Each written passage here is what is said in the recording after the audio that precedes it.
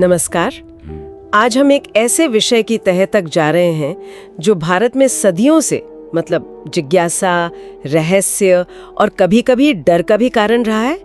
तंत्र, मंत्र और तथाकथित तांत्रिकों की शक्तियां। जी। क्या इनमें वाकई कोई अलौकिक क्षमता होती है? क्या ये जीवन बदल सकते हैं या ये सब सिर्फ कहानियां हैं? बहुत सारे सवाल ऐसे जुड़े हुए। और एक सबसे बड़ा सवाल, क्या तंत्र का विज्ञान से भी कोई लेना देना है? हाँ, ये बहुत अहम सवाल है। हमारे सामने जो सामग्री है वो इस प्राचीन ज्ञान प्रणाली के कई पहलुओं को उजागर करती है। तो चलिए तथ्यों और मान्यताओं की परतों को खोलते हैं। बिल्कुल। और तंत्र के पीछे के विज्ञान, इसके रहस्यों और इसकी असलियत को समझने का प्रयास करते हैं। मतलब थोड़ी गहराई में उतरते हैं इस विषय के।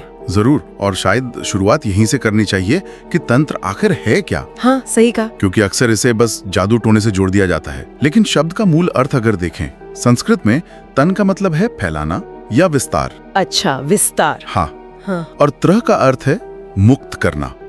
तो तंत्र का शाब्दिक अर्थ हुआ विस्तार और मुक्ति का विज्ञान। विस्तार और मुक्ति, ये तो काफी गहरा मतलब है। जी हाँ, ये महज रस्मों या टोटकों का संग्रह नहीं है।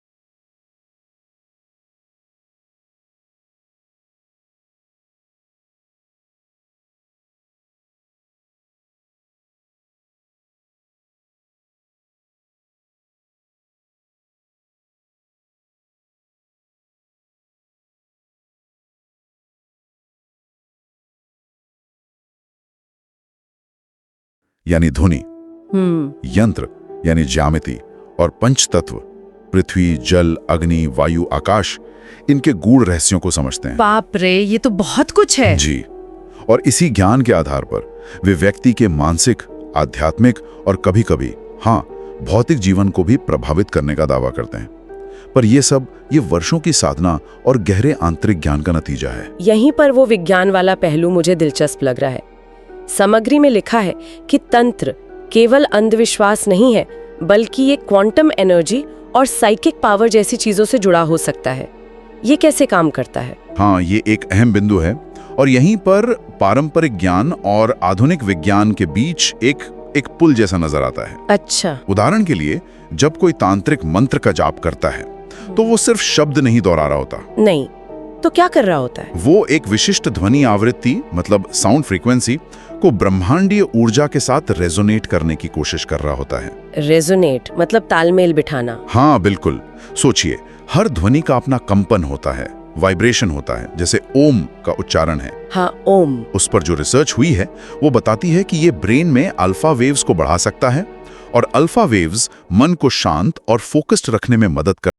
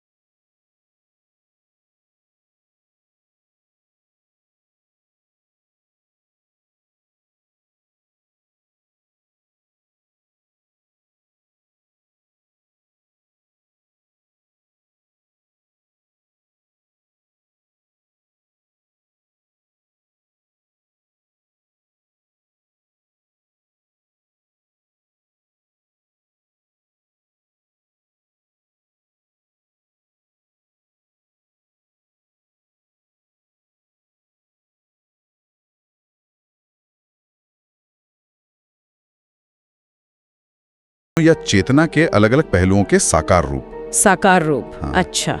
साधक इन देवी देवताओं के स्वरूपों पर ध्यान लगाकर या उनके मंत्रों का जाप करके अपनी चेतना को ब्रह्मांड की उस विशेष ऊर्जा से जोड़ता है। जैसे महाकाल भैरव को समय और मृत्यु के चक्र को नियंत्रित करने वाली ऊर्जा का प्रतीक मानते हैं। काली माँ वो सृष्टि के विनाश और पुनर्जन्म की प्रचंड शक्ति का प्रतिनिधित्व करती हैं। तारा देवी ज्ञान और मार्गदर्शन की ऊर्जा है और दत्तात्रेय को त्रिदेव ब्रह्मा विष्णु महेश की संयुक्त ऊर्जा का स्वरूप माना जाता है। तो ये एक तरह से ब्रह्मांडीय शक्तियों से बात करने का तरीका है। बिल्कुल, उनके साथ संवाद स्थापित करने की विधि कह सकते हैं। ठीक है। सामग्री में तंत्र के दो मुख्य मार्गों का भी जिक्र है, वाम मार्ग और दक्षिण मार्ग। इनमें क्या फर्क है? खासकर वाम मार्ग को लेकर तो बहुत डर और गलतफहमियां फैली हुई हैं। हाँ, इस अंतर को समझना बहुत जरूरी है।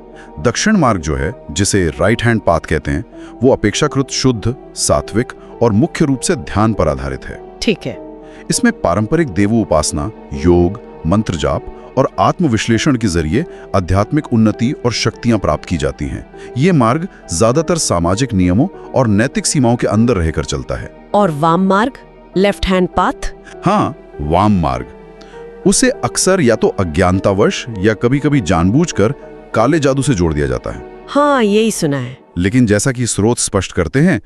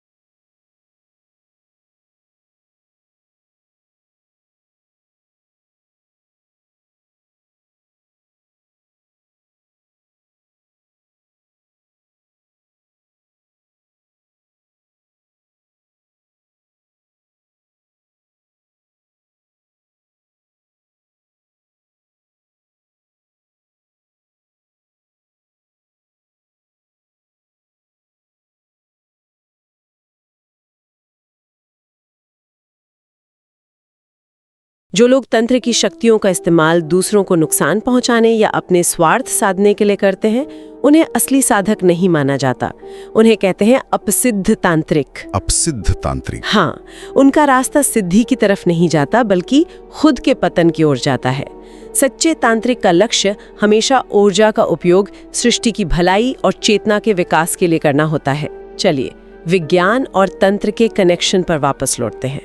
ये बात काफी आकर्षक है कि कुछ आधुनिक वैज्ञानिक अवधारणाएं और प्राचीन तांत्रिक मान्यताएं कहीं-कहीं मिलती हुई सी लगती हैं। क्या इसके कुछ और उदाहरण हैं सामग्री में? हाँ, कुछ और दिलचस्प समानताएं या कहिए कि तुलनाएं स्रोतों में बताई गई हैं। ये पारंपरिक ज्ञान और आधुनिक खोज के बीच एक संवाद की तरह लगती हैं।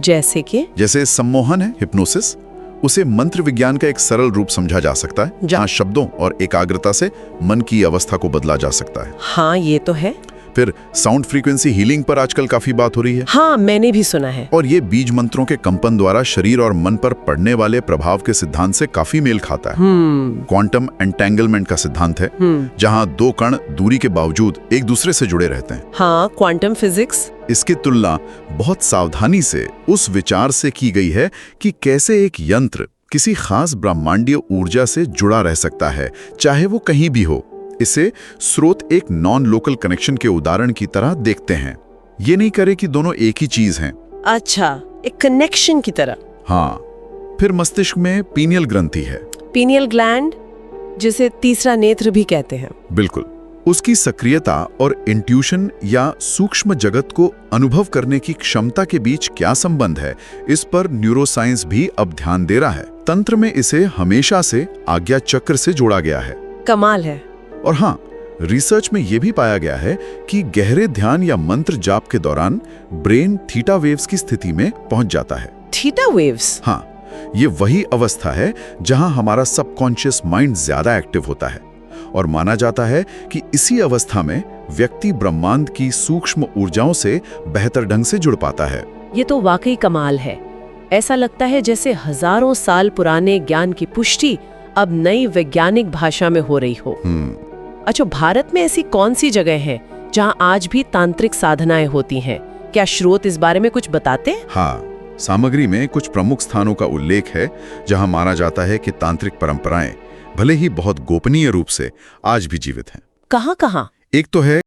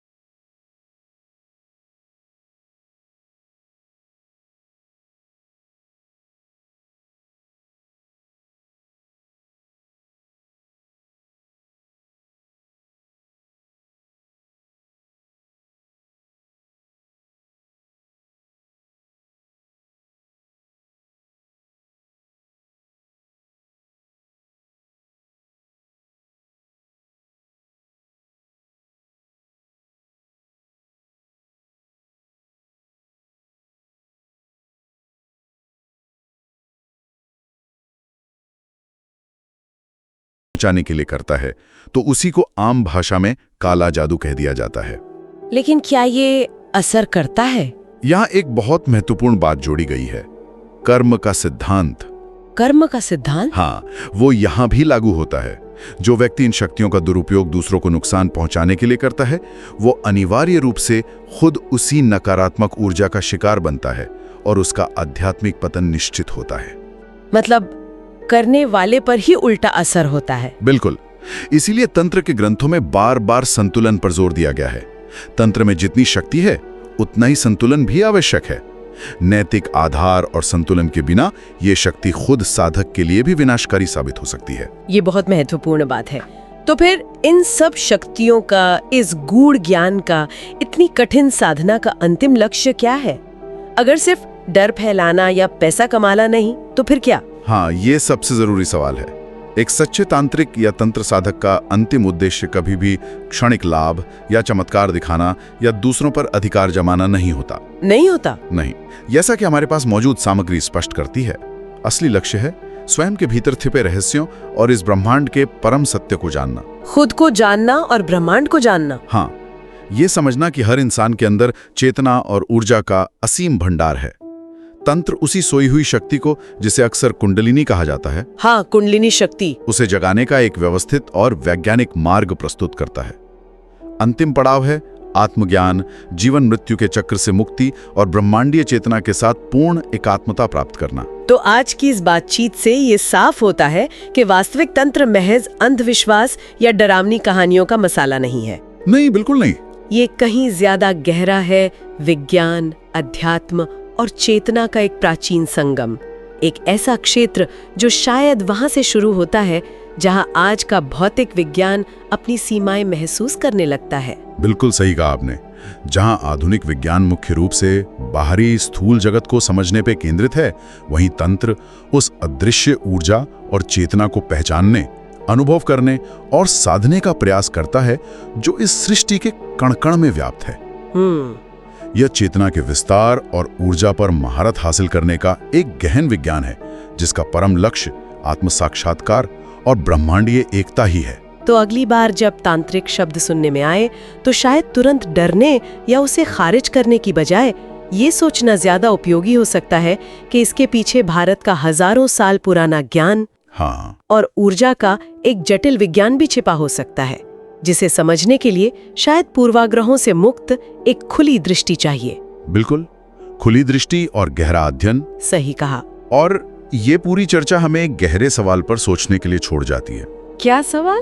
कि अगर तंत्र वास्तव में हर इंसान के भीतर सोई हुई असीम ऊर्जा और क्षमताओं को जगाने का एक मार्ग है, तो फिर हम सब के अंदर वो कौन सी अज्ञात संभावनाएं हैं जो बस खोजे जाने का इंतजार कर रही हैं?